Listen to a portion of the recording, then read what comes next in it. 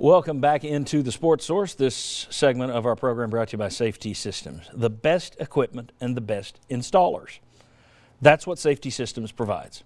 Whether you're looking for a security system or an all-world entertainment system, whether it's for the office or the home, they do it all.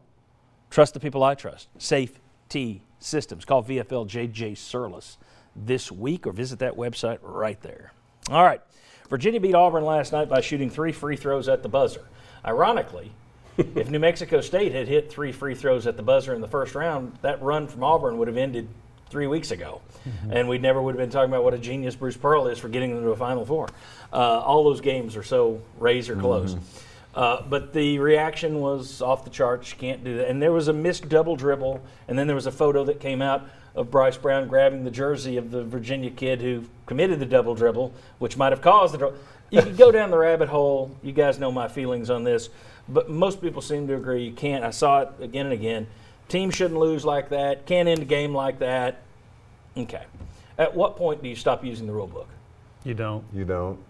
What? That's not what I'm saying. No, you can't end a game like that. Team shouldn't lose like that. Then you have to have, is it 2 quote minutes? what Bruce Pearl said last night, call it at the start, call it in the middle, call it at the end, just call it the same way. That's more of a paraphrase. And he was kind of suggesting that they hadn't done that. And they might not had, but I don't see how you change the. And when does the rule change start? Is it 30 seconds, 45, a minute and a half? Well, that's what I was asking. Yeah. When do you stop using the rule book? You don't. You don't. I just think you should try to call it. And look, it's hard to call. We all agree, Yeah. right? But I think you should call it the same at the beginning, the middle, and the end. And that was a foul. Did the guy bump him? He did. Don't put yourself in that position. The point about jumping from A to B, if you jumped at point A and you came down at point A, it's not a foul, but you jumped into him. You barely bumped him. I will say this. I had a person I've talked to that's been an SEC official that said they're told, SEC, don't make a call late in the game to turn the game. Make sure it's got to be a clear call. You don't want to be the one that makes a call that changes an outcome. I'm not a fan of that, though, right? Because if it's he barely fouled him, so don't call that. Let the players decide it. The SEC doesn't seem to live by that. Because you had 2 right with Tennessee in back-to-back weeks. Tennessee loses on a last-second foul LSU. The next week they win against Ole Miss the last-second foul. I mean, to me, it comes down, was there a foul that had an adverse impact on the play? Did it affect the shot? Well, yes, of course it did. To me, it would be a bigger controversy not to call it. See, that's the other thing. People are saying this can't end on a controversial call.